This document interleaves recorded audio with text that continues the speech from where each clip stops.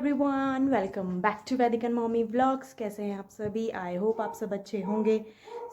आज है करवा चौथ। हैप्पी करवा चौथ टू ऑल ऑफ यू और इवन टू मेंस, बिकॉज अब तो मोस्टली मेंस भी रखने लग गए हैं करवा चौथ। जिनके हस्बैंड्स उनकी वाइफ से कुछ ज़्यादा ही प्रेम करते हैं वो रखते हैं। हमारे कैटेगरी में हमारे हस्बैंड तक वो बात नहीं पहुंची अभी तक, लीव इट।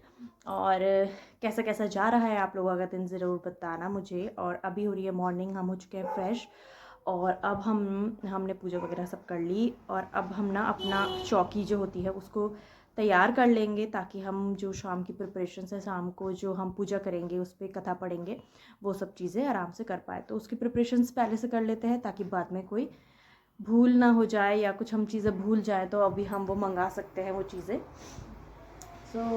अभी हाँ, अभी तो सिर्फ मॉर्निंग हो रही है। अभी सब काम वाम सारे फिनिश करे हैं, रेडी हुए और शाम को पहनेंगे थोड़ी सी साड़ी वगैरह।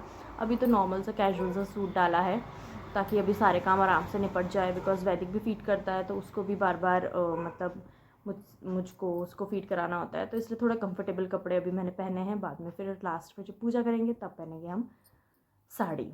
तो आज का जैसे कि मैं दिख रहा होगा कि मैं देहरादून आ चुकी हूँ। हम कुछ काम से देहरादून आए थे तो फिर मैं यहीं रुक गई हूँ दिवाली तक। लेट्स सी, क्योंकि हमको फिर उसके बाद जाना है शादी में भी, तो फिर बहुत सारी चीज़ें हैं इस बीच। तो मैंने सोचा चलो उनको निपटा लेंगे, तब फिर आराम से हम सब कोटद्वार जाएंगे। चलो फिर अभी बहुत बातें होगी। अभी वैदिक जा रखा है नानी के साथ घूमने और अभी मैं अपना काम फिनिश कर लेती हूँ ताकि फिर आराम से ना बाद में जल्दबाजी हौच पौच ना हो। और अभी मेरे को बहुत जुकाम लगा है, बहुत तबीयत ख़राब हो रही है यार, मतलब सर्दी जुकाम बुखार सब हो रहा है। और फिर फास्ट भी होना तो उस दिन ऐसा हो जाता है कि मतलब बहुत लो लो सा फील हो रहा है।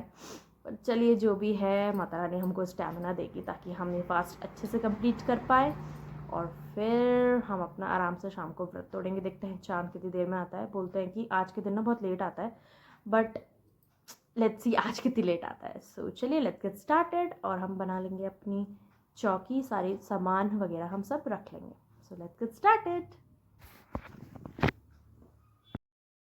यहाँ पे मैं बना रही हूँ चौकी और इसके लिए मैंने बिछा लिया था अपना चौकली, उसमें सारी मूर्ति वगैरह रख ली थी। जो भी एसेंशियल सामान थे सब कुछ मैंने रख लिए थे। यहाँ पे माता की फ़ोटो, करवा माता की फ़ोटो वगैरह सब रख दी थी। करवा भी रखा, उस पर फिर ढक्कन लगा के चावल वगैरह सब कुछ रखा, पानी वगैरह।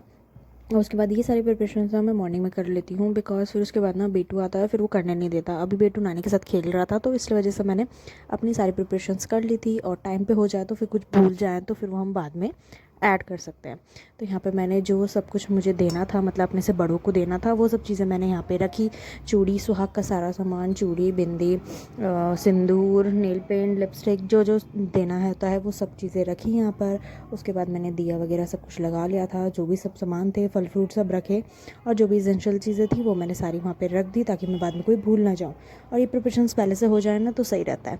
तो यहाँ पे देखिए हमारी चौकी हो चुकी है रेडी। तो ये बहुत सुंदर लग रहा था, बहुत प्यारा लग रहा था। यहाँ पे एक तरफ थी माता की फ़ोटो और एक तरफ थी करवा माता की फ़ोटो। ये सब थी हमारी प्रिपरेशंस। हे एवरीवन, अभी हो चुके हैं शाम के 4 बज चुके हैं और अब हम कथा सुन लेंगे। बिकॉज़ हमारे ऐसा रिचुअल है कि हम 4 बजे कथा सुनते हैं, उसके बाद ना थोड़ी सी चाय पी लेते हैं। थोड़ा सा मतलब ऐसे ना दिन भर से भूखे प्यासे, नॉट इवन पानी तक नहीं पिया हुआ रहता है। ऊपर से आज मेरी तबीयत बहुत ज़्यादा ख़राब लग रही है मुझे, मतलब फ़ीवर भी लग रहा है, जुकाम भी हो रहा है एंड अब हेडेक भी शुरू हो गया है। खाली पेट सुबह से, ऊपर से बच्चे को फीड कराओ, बहुत सारी दिक्कतें आती हैं एक लाइफ मतलब इस समय। बट चलो जैसा भी है, we have to complete this. हम अच्छे से पूजा कर लेते हैं, उसके बाद चाय पियेंगे और फिर उसके बाद हम आपको मिलेंगे रात को जब हम चाँद देख के अपना व्रत तोड़ेंगे। चलिए कर लेते हैं पूजा। सारी सामग्री तो मैंने मॉर्निंग में ही रेडी कर ली थी, अब बस दीपक जलाते हैं और पूजा करते हैं और चलिए कर लेते हैं अपना काम पूरा। उसकी बहुओं ने और उसकी बेटी ने करवा चौथ का व्रत रखा। रात को साहूकार के लड़के जब भोजन करने लगे तो उन्होंने अपनी बहन से भोजन करने को कहा। इस पर उनकी बहन ने कहा कि आज उसका व्रत है और वो चांद को अर्घ देकर ही खाना खा सकती है। वो भाई अपनी बहन से बहुत प्यार करते थे और उनसे अपनी बहन को भूखा देखा देखा नहीं गया। उसके भाई नगर के बाहर पहाड़ी पर गए और वहाँ अग्नि जला दी। अग्नि जलाकर वो अपनी बहन के पास आए और बहन को जल्दी में से उस अग्नि का प्रकाश दिखाते हुए बोले, देखो चांद निकल आया है, तुम भोजन कर लो। उनके ऐसा कहने पर साहूकार की बेटी ने अपनी भाभीियों से कहा, भाभी देखो चांद निकल आया है, आप भी अर्घ देकर भोजन कर लो। ननद की बात सुनकर उसकी भाभीियों ने कहा, भाई साहब ये तो आपका चांद है, हमारा चांद आने में तो अभी बहुत समय है। साहूकार की बेटी भूख से व्याकुल थी, वो उसी चांद को अर्घ देकर भोजन करने बैठ गई। जैसे ही उसने पहला घास खाया उसे छींक आ गई, दूसरा घास खाते ही उसमें बाल निकल आया और तीसरा घास अभी खाने ही वाली थी कि उसके ससुराल से बुलावा आ गया कि उसका पति बहुत बीमार है और वो जिस भी हालत में हो तुरंत अपने ससुराल पहुंचे। उसे विदा करने के लिए उसकी माँ ने जब बक्से से कपड़े निकाले तो सारे कपड़े काले काले मिले, दूसरी बार कपड़े निकाले तो सारे कपड़े सफेद निकलते जाते। बेटी बोली, माँ तुम ये सब रहने दो, मैं जा रही हूँ। माँ घबराकर बेटी से बोली, बेटी रास्ते में जो भी छोटा बड़ा जो मिले सबके पैर पड़ती जाना, जो भी बूढ़ सुहागन होने का आशीर्वाद दे तो वही अपने पल्ले में गांठ लगा लेना। बेटी ने कहा ठीक है और वो अपने ससुराल के लिए निकल गई। रास्ते में उसे जो मिला वो सबके पांव छूती गई। सबने कहा सुखी रहो, पीहर का सुख देखो और खुश रहो, ऐसा आशीर्वाद दिया। ऐसे में वो अपने ससुराल पहुंच गई। ससुराल के दरवाजे पर उसकी छोटी ननद खेल रही थी। जब उसने उसके पांव छुए तो उसने आशीर्वाद दिया, सौभाग्यवती रहो, पुत्रवती रहो, सुहागन रहो और बूढ़ सुहागन हो। ये सुनते ही उसने अपने पल्ले से गांठ बांध ली। घर में अंदर गई तो जमीन पर अपने पति का मरा हुआ शरीर लेटा देखा और उसे ले जाने की तैयारी होती देखी। वो उसे देखकर बहुत रोई, बहुत चिल्लाई। जैसे ही उसे ले जाने लगे तो रोती हुई चिल्लाती हुई बोली, मैं इन्हें ले जाने नहीं दूंगी। फिर भी जब कोई न माना तो बोली, मैं भी इनके साथ ही जाऊंगी। फिर वो नहीं मानी तो सब बोले, ले चलो साथ में। जब उसके पति को जलाने का समय आया तो बोली, मैं इन्हें जलाने नहीं दूंगी। तो सब बोले, पहले तो पति को खा गई, अब उसकी मिट्टी भी खराब कर रही है। लेकिन वो नहीं मानी। गाँव और उसके परिवार के सभी लोगों ने निर्णय लिया कि इसे यही रहने दो, इसके लिए यही एक झोपड़ी बनवा दो। वो अपने पति को लेकर उसी झोपड़ी में रहने लगी। वो पति की साफ सफाई करती और उसके पास बैठी रहती। उसकी छोटी ननद दिन में 2 बार आकर उसे खाना दे जाती। वो हर चौथ का व्रत रखती, चांद को अर्घ देती, ज्योति देखती और जब चौथ माता आती तो चौथ माता कहती, कर बोले भाइयों की प्यारी बहन कर बोले, घड़ी बुखारी कर बोले, बहुत भूखी कर बोले। पर वो चौथ माता से अपने पति के प्राण मांगती, पर चौथ माता उसे कहती कि हमसे बड़ी चौथ आएगी तो उससे अपने पति के प्राण मांगना। ऐसे एक एक करके सभी चौथ आई और सभी ये कहकर चली गई। अश्विन की चौथ बोली, तुझसे कार्तिक की चौथ यानी करवा चौथ माता नाराज है, वो ही तेरा सुहाग लौटाएंगी।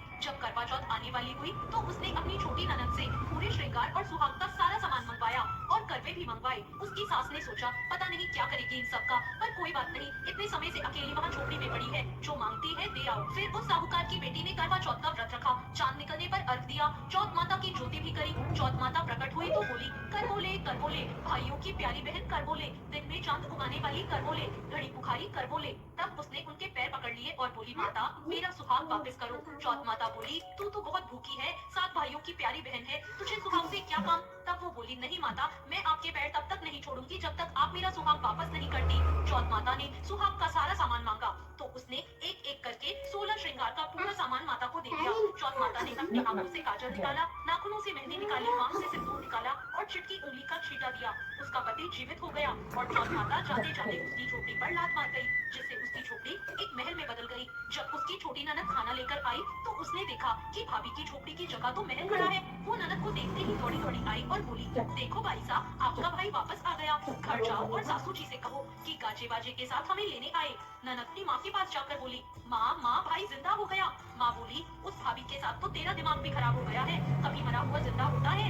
ननद बोली, नहीं माँ, मैंने देखा है, भाई सच में जिंदा हो गया, भाभी ने हमें गाजे बाजे के साथ बुलाया है। सभी घर वाले गाजे बाजे के साथ अपने बेटे को लेने पहुँचे। बेटे को जिंदा देखकर सास बहू के पैर छूने लगी और बहू सास के पैर छूने लगी। वो बोली, देखो माँ, आपका बेटा वापस आ गया। सास बोली, मैंने तो साल भर पहले ही इसे बेच दिया था, वो तो तू थी जो इसे वापस ले आई। हे चौथ माता, जैसे साहूकार की बेटी के साथ पहले किया वैसे किसी के साथ मत करना, और बाद में जैसे उसे सुहाग दिया वैसे सबको देना और सब पर अपनी कृपा बनाना। जय चौथ माता। तो ये थी करवा चौथ की व्रत कथा। आपको ये कथा यहाँ मैंने कथा सुन ली थी। उसके बाद अब चांद आने और कथा सुनने के बीच बहुत सारा टाइम था, तो इसलिए हमने बोला क्या करें।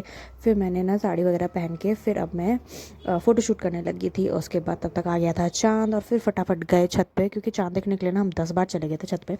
और जब हम लास्ट बार थक हार के गए तब हमने देखा ओहो आ गया है।